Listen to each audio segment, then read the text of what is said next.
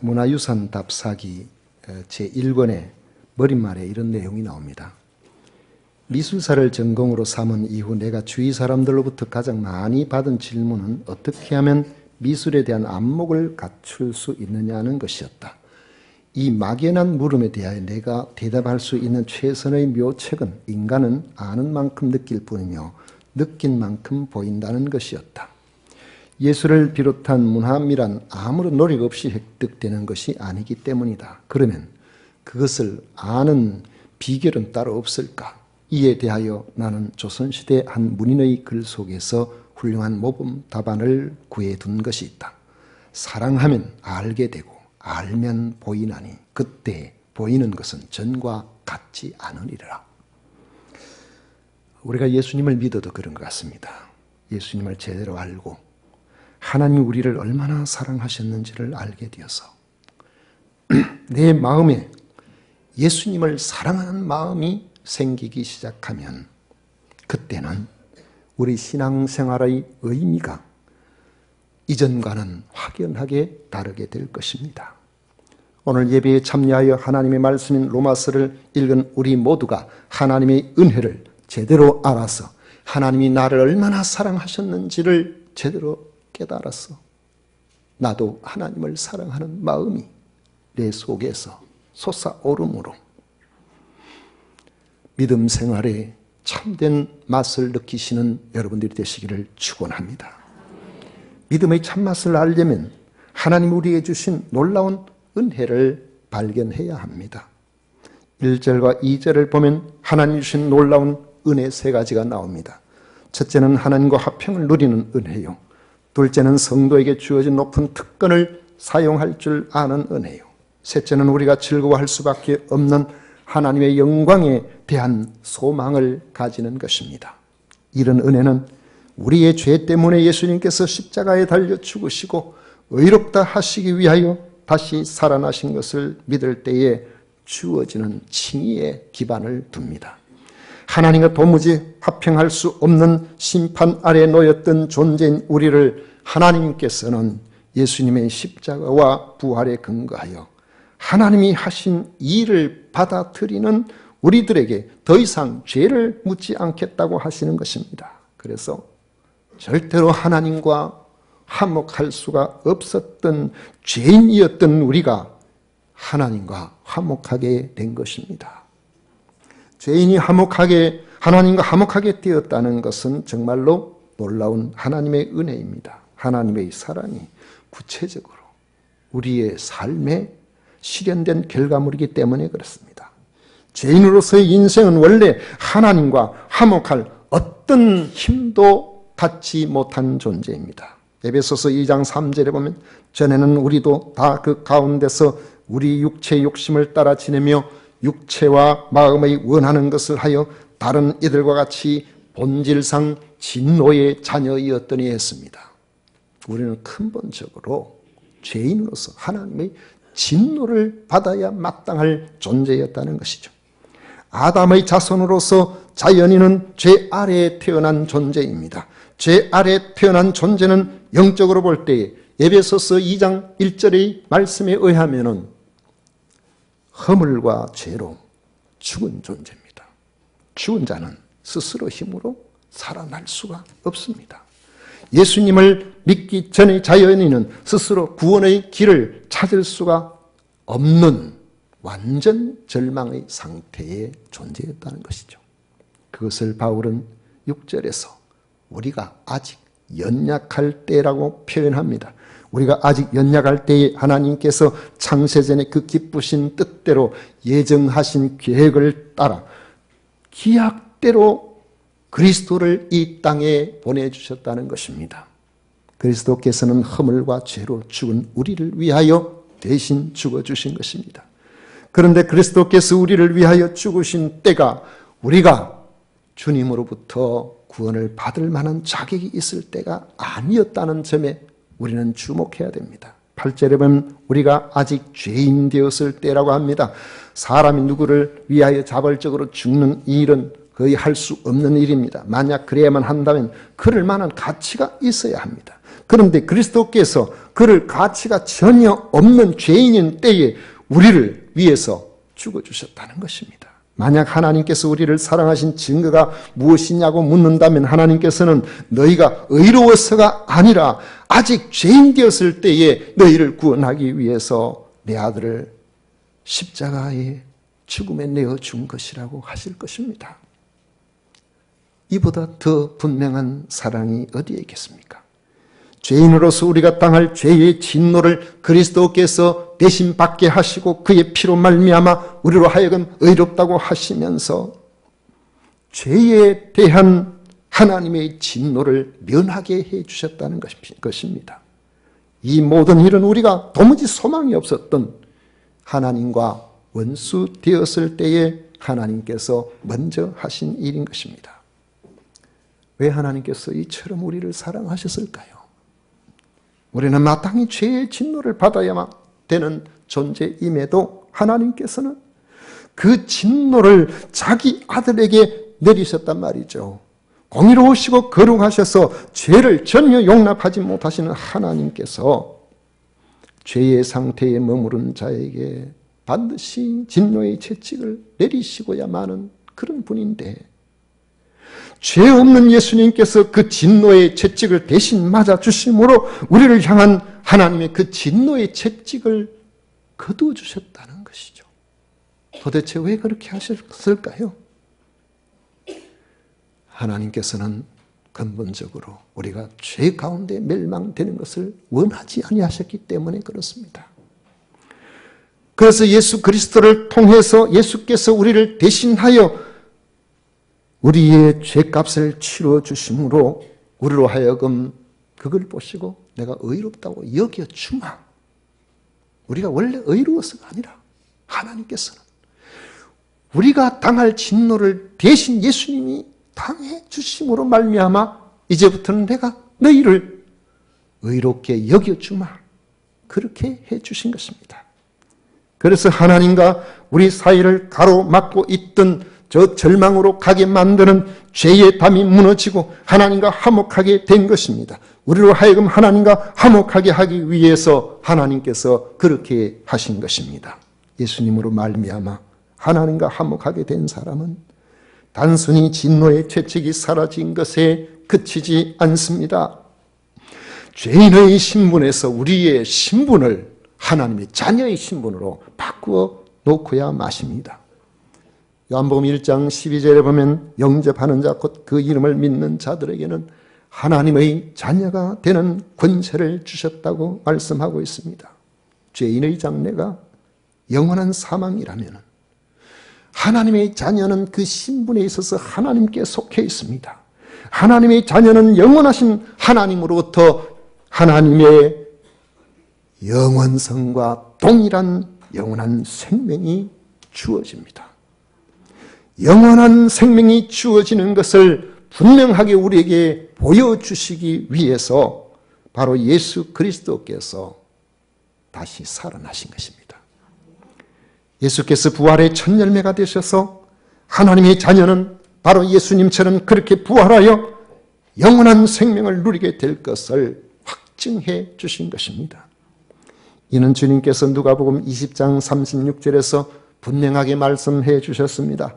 그들은 다시 죽을 수도 없나니 이는 천사와 동등이요 부활의 자녀로서 하나님의 자녀임이라 했습니다. 예수 그리스도의 십자가의 대속의 죽음을 하나님이 우리를 죄 가운데 멸망시키지 아니하고 다시 건져주시고 살려주시고 자기 자녀 삼아 주시기 위한 하나님의 특별한 계획이었다는 것을 믿는 사람들에게 하나님께서는 내 자녀로 삼고 너를 더 이상 죄의 자녀, 진노의 자녀, 저 지옥 불못으로 들어가는 그런 절망적인 인생이 아니라 영원한 소망을 가진 그런 나와 함께 영생을 누릴 그러한 존재로서 하나님께서 받아주신다는 것입니다. 우리는 부활의 자녀입니다. 여러분 부활의 자녀임을 예수 그리스도의 부활을 통하여 자신의 부활로 받아들이시기를 축원합니다. 그렇다면 이런 은혜를 아는 그리스도인은 이 험난한 세상, 날마다 우리가 예측하지 못하는 이런 일들로 가득한 이 세상에서 과연 어떻게 살아가야 될 것인가. 11절에 보면 그뿐 아니라 이제 우리로 화목하게 하신 우리 주 예수 그리스도로 말미암아 하나님 안에서 또한 즐거워하느니라 했습니다. 우리가 받은 은혜를 진정으로 아는 그리스도인이라면 영벌이 아닌 영생이 우리에게 주어졌음을 압니다. 사망이 아닌 부활이 우리에게 기다리고 있음을 압니다. 죄인이 아닌 하나님의 자녀의 신분을 생각하면서 나는 하나님의 자녀지, 나는 죽음으로 끝나는 인생이 아니라 영원한 부활의 생명을 가진 사람이다. 이것을 생각하고 즐거워할 수밖에 없다는 것입니다. 하나님의 사랑으로 예수 그리스도로 말미암아 우리가 의롭게 되었다는 것을 믿는 믿음이 우리 신앙의 뿌리라면 바로 이 믿음 때문에 하나님과 화평을 누리며 죄에 대해서 더 이상 고민하지 아니하고 하나님께서 기뻐하시는 그러한 삶을 살게 되는 것은 우리 신앙생활의 아름다운 꽃이요 또 탐스러운 열매가 되는 것입니다. 예수님을 믿는다고 하면은 우리 속에서 지금까지 세상 살아가면서 주어졌던 여러 가지 근심, 걱정거리들, 이제 그것을 처리할 수 있는 능력을 가진 사람이에요. 그리고 그 능력을 우리가 사용해야 되는 것입니다. 그때 우리는 하나님의 사람으로서 살아갈 수가 있습니다. 예수님을 알지 못하는 사람들이 고민하고 걱정하고 근심하고 하는 그런 것들을 우리도 여전히 똑같이 안고서 고민하고 걱정하고 근심하고 살아간다면 예수님을 알지 못하는 사람들이 당신이나 나나 교회 가는 것 말고 다를 것이 무엇이냐고 그렇게 말할 수도 모릅니다. 그러나 우리 속에 그들보다도 더 나쁜 환경에서, 더 어려운 환경에서, 더 힘든 환경에 놓여 있지만은 하늘의 소망을 가지고 심령의 즐거움을 빼앗기지 않는다면 많은 사람들이 우리를 보고서 저 사람의 속에는 우리가 갖지 못한 무언가가 있다라고 그렇게 생각을 하고 우리의 관심을 가지고 우리가 가진 이 구원에 그들도 호기심을 가지고 우리로 하여금 복음의 인도자, 화목하게 하는 이 직책을 감당할 수 있는 능력자로 하나님께서 사용해 주실 것입니다. 그러므로 여러분들은 자신들에게 물어봐야 됩니다. 몸이 괴롭고 고달파도 예수님만 생각하면 나의 평안이 곧바로 회복이 되는가? 가진 것이 부족해도 예수님만 생각하면 근심이 사라지고 안정이 되는가? 이를 뜻대로 되지 아니하여도 하나님이 은혜를 생각하면 모든 염려들을 이겨낼 수가 있는가? 만약 여러분들 중에 이런 평안을 누릴 수 있다면 이는 예수님을 통해서 주신 하나님의 은혜를 알고 그 하나님의 은혜를 삶에 적용하면서 살아가는 성령 충만한 하나님의 사람일 것입니다. 이 은혜는 예수님을 믿는 성도라면 당연히 누려야 될 특권이고 지극히 자연스러운 일이기 때문에 그렇습니다. 반면에 아직도 이 평안을 누리지 못한다면 하나님과의 화평이 주는 특권을 아직까지 여러분들이 잘 모른다고 볼 수가 있는 거죠. 2절에 보면 또한 그로 말미암아 우리가 믿음으로 서 있는 이 은혜에 들어감을 얻었으며 하나님의 영광을 바라고 즐거워하느니라 했습니다. 예수 그리스도로 말미암아 우리가 믿음으로 서 있는 이 은혜에 들어감을 얻었다는 이 말씀의 의미가 무엇일까요? 에베소서 2장 18절에 보면 이는 그로 말미암아 우리 둘이 한 성령 안에서 아버지께 나아감을 얻게 하려 하심이라고 말씀하고 있습니다. 이 둘이라는 것은 예수 그리스도의 십자가 대속의 피를 믿는 유대인이나 헬라인이나 구별이 없다는 것이죠. 2000년이나 지금이나 구별이 없다는 것입니다. 예수 그리스도의 십자가의 대속의 피를 믿는 사람은 누구나 한 성령 안에서 하나님 아버지 앞에 당당하게 나아감을 얻게 하게 하심이라고 했습니다. 그러므로 예수 그리스도를 믿는 자는 벌써 이 은혜 안에 들어가서 있다는 거예요. 우리는 영광 중에 계신 존귀하신 하나님 아버지 앞에 그의 자녀로서 인도함을 받을 수가 있는 것입니다. 이제 우리는 입을 열면 됩니다. 그렇다면 온갖 일로 염려하고 걱정할 것이 아니라 우리가 이 땅에 살아가는데 우리가 원치 않은, 우리를 힘들게 하는, 우리를 고통스럽게 하는 모든 환경과 사람과의 관계와 일들을 하나님 아버지 앞에 말씀을 드리고 어떻게 하면 된다는 것이에요. 에베소서 3장 12절에 보면 우리가 그 안에서 그를 믿음으로 말미암아 담대함과 확신을 가지고 하나님께 나아감을 얻느니라 했습니다. 빌립보서 4장 6, 7절에 보면 아무것도 염려하지 말고 다만 모든 일에 기도와 간구로 너희 구할 것을 감사함으로 하나님께 아뢰라. 그리하면 모든 지각에 뛰어난 하나님의 평강이 그리스도 예수 안에서 너희의 마음과 생각을 지키시리라. 우리가 하나님의 놀라운 은혜에 들어감을 얻었음을 안다면 하나님의 영광을 바라고 즐거워할 수가 있는 것입니다. 그때 우리는 환난 중에도 즐거워할 수 있습니다. 환난 중에도 하나님의 영광을 바라보고 견딜 수가 있습니다. 믿음의 눈으로 바라보면 세상의 즐거움과 고통은 아침 안개와 같이 일시적이고 가변적이지만 믿음의 눈으로 바라볼 때에 주님이 약속하신 천국의 소망은 영원하고 지속적인 것이기 때문에 그렇습니다. 여러분 생각해 보십시오. 믿음의 눈으로 우리가 바라보면은 우리가 부러워하는 세상의 그 어떤 것들이라도 여러분 100년 넘어가면은 그 사람의 것도 아니고 나의 것도 아니에요. 우리의 고통도 마찬가지입니다. 우리의 아픔도 마찬가지예요. 믿음으로 우리가 바라보게 되면은 참으로 영원한 것은 주님이 약속하신 천국의 소망입니다. 그것은 지금부터 영원까지 지속되는 것입니다. 그러므로 하나님께서는 우리에게 환난과 고통과 어려운 환경들을 통해서 우리로 하여금 견디게 하십니다. 그것을 인내라고 말합니다. 그 인내를 통해서 연단을 이룹니다. 이 연단이라는 것은 영원한 소망을 바라보고 살게 만드는 우리의 신앙 성품의 그 다듬어감을 이야기하는 것입니다. 그잖아요.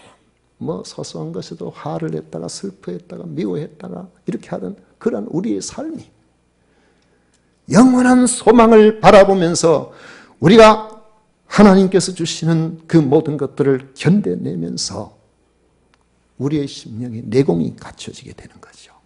그렇지. 우리는 영생을 가지고 있는 사람이야. 언제 어느 때라도 주님으로 말미암아 하나님 앞에 당당히 나아감을 얻는 내가 하나님의 자녀가 되었다는 신분의 변화. 나는 하나님의 자녀라는 죄인에게서 하나님께 도무지 근접할 수 없는 절대 절망의 자리에서 언제 어느 때나 입을 열어서 하나님 아버지라고 하면서 우리의 모든 상황들을 말씀드릴 수 있고 그 말씀을 주님 앞에 맡겨드리고 말씀드린 그것들을 하나님의 선하신 뜻대로 이루어지기를 바라는 그러한 우리의 중심들이 예수 그리스도 안에서 이루어지게 되는 것입니다.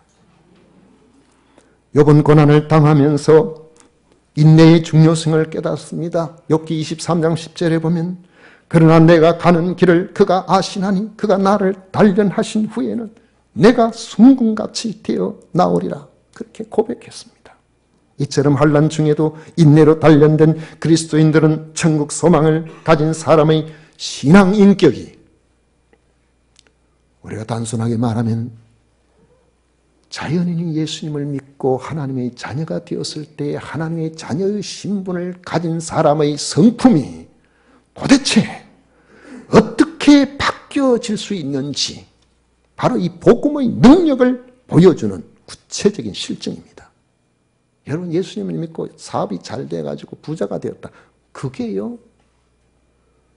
주님이 우리를 사랑하시고 우리와 함께 하신 능력의 실증이 아니에요. 안 믿는 사람들 중에도 부자 된 사람 많습니다. 오히려 믿는 사람보다 더 큰 부자가 있어요. 질병 중에 있다가 노임을 받는 그런 사람들 좋은 의사 만나서 잘 어떻게 해가지고 건강하게 된 사람이 있습니다. 물론 신유도 하나님의 은혜로 우리가 하나님께 감사를 드려야 될 일이지만 내 삶의 전반에 하나님의 개입하심을 믿고 내 생각, 내 뜻대로 되지 않는 환난과 고통과 각종 어려움의 그러한 순간들 우리가 만나면서도 영원한 소망을 바라보며 우리의 그 소망이 흐트러지지 아니하고 하나님의 선하심을 믿고 하나님 앞에 내 자신을 맡겨드릴 수 있는 견고한 성품, 신앙적 성품을 보고서 믿지 않는 사람, 저 사람 우리와 다르구나. 저 사람은 뭔가 있구나. 저 사람이 믿는 예수는 뭔가 사람을 바꿔놓는 근본적인 무슨 뭔가가 있구나. 이렇게 생각을 하는 거죠.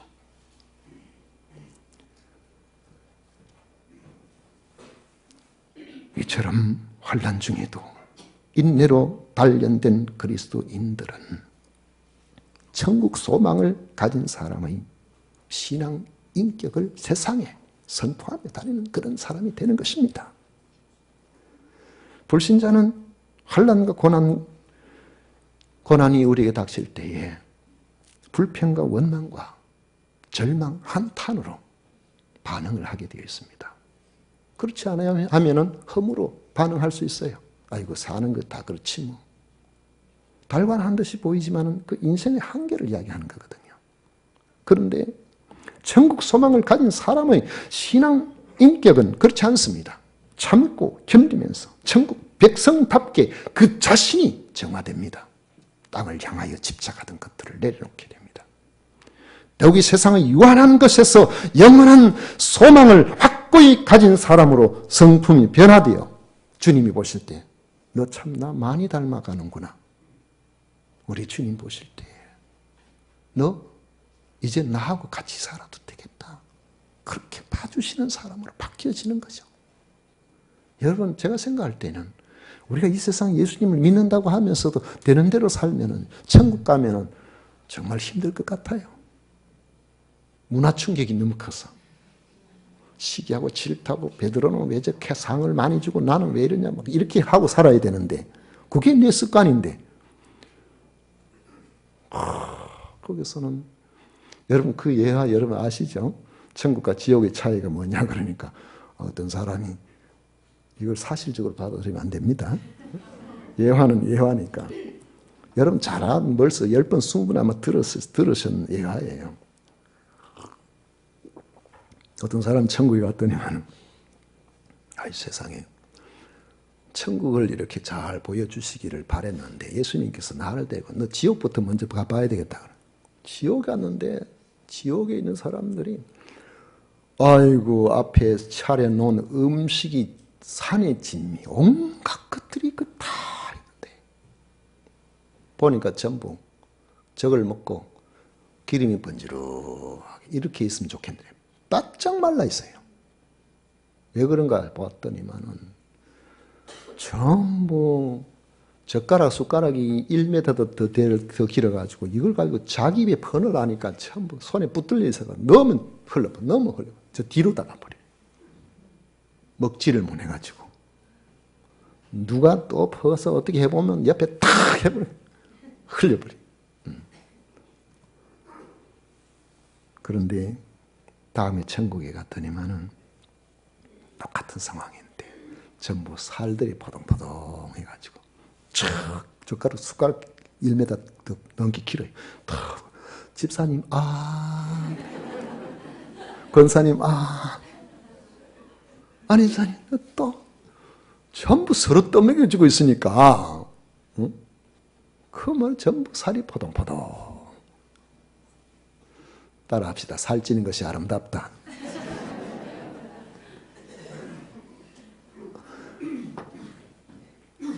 우리의 성품이 이 땅에 사는 동안에도 주님의 성품을 닮아 나갈 때 천국에 가서 문화 충격이 적습니다.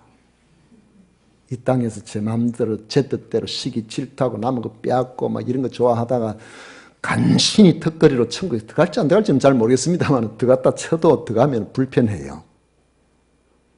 너 이리 들어오너라. 여기가 내 집이다. 아이고 예수님 아닙니다. 저는 그쪽이 영 불편해요. 저는 이쪽에 살겠습니다. 저기 화장실 옆에 가서 저는 여기가 좋습니다. 이렇게 되면 곤란해요. 우리는 신의 성품을 받았다 그랬어요. 예수 그리스도로 말미암아 서로 사랑하고 섬기는 이런 은혜의 자리에 들어가기 위해서는 하나님과 우리 사이에 화목이 이루어졌다는 사실을 믿어야 되고, 바로 이 화목을 우리가 적극적으로 활용을 해서 하나님과 화평을 누릴 수가 있어야 되는 겁니다. 하나님과 화평을 누리는 것은 주께서 기뻐하시는 일에 나도 기뻐하고, 주님의 선하심에 우리가 절대적인 믿음으로 반응하고, 주여 내가 아픕니다. 내가 힘듭니다. 왜요?